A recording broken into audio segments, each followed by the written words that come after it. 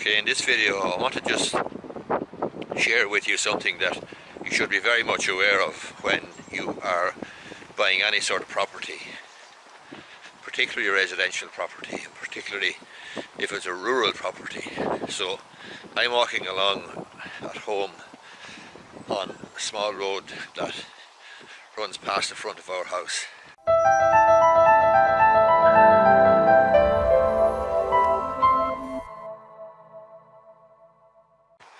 And this road, I know, is in charge of Kildare County Council. So the property, my property, abuts a road that is in charge of the council, and therefore from a legal perspective I have no difficulty whatsoever accessing my property and going to and from my property in a legal manner. In other words, I don't need a right of way, I don't need anybody's consent or anybody's permission. My house is back down behind me there, and as I say, this road, which is in charge of the council, is abutting it.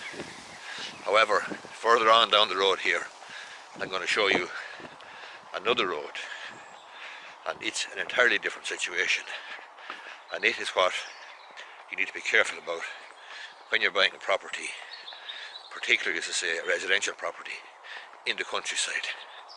So we'll have a look at that road now in a minute, the other one.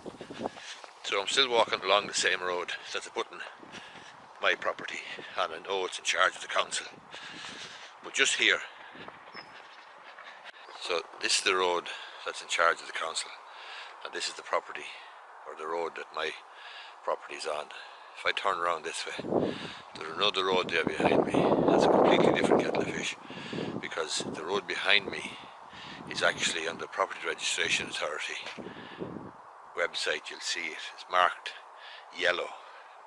Because it's marked yellow, that means that it's actually a right of way.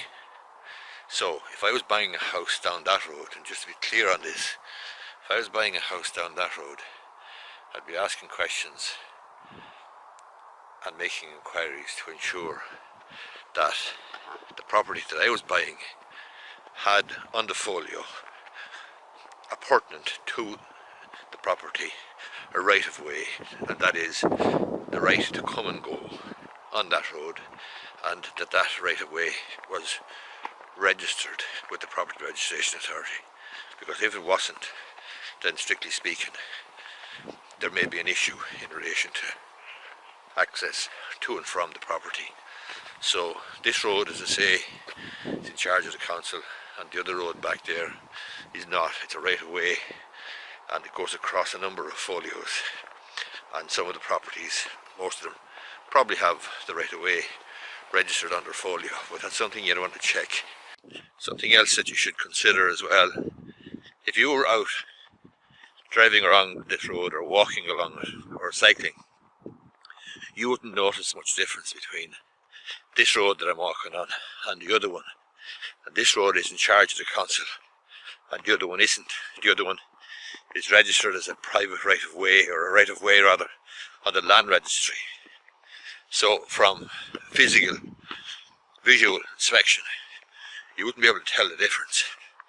It's only when you look at the Property Registration Authority, and a solicitor might look into the situation to check what the story was, then it would be apparent. And you might also ask the question, what's the big deal? The big deal is this: if there isn't legal access to and from the property, then the solicitor is not going to certify title for the bank. And if the solicitor doesn't certify title for the bank won't lend the money. And if the bank won't lend the money, you won't be buying the property. And if you're trying to sell the property, you're going to find it harder to sell, because there's going to be less people capable of buying it, because you'll be relying on a cash purchaser.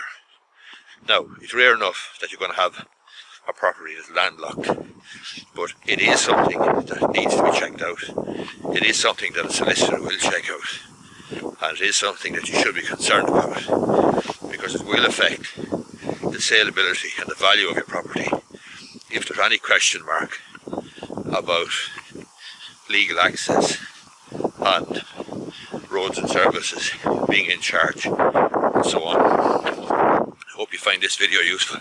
I'm back at my own house now, and the road, as I say, that passes by my place is in charge of the council, so I don't have any concerns about that. But the other road up the way there, which is only a small little bit up the way, it isn't in charge of the council, and as I say, you'd want to proceed with caution in purchasing a property up there. There's probably no problem, but you'd want to check that the folio of the property that you're buying does indicate that there is a pertinent to the folio, to the property, the right to come and go on that right of way. I hope you find this video useful. If you do, give it a thumbs up down below, and you may be interested in subscribing to my YouTube channel.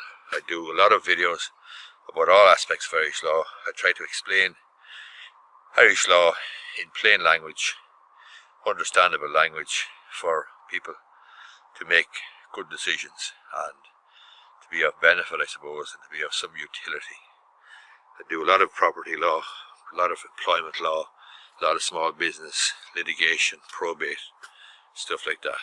The only things that I'm not really into would be criminal law and road traffic.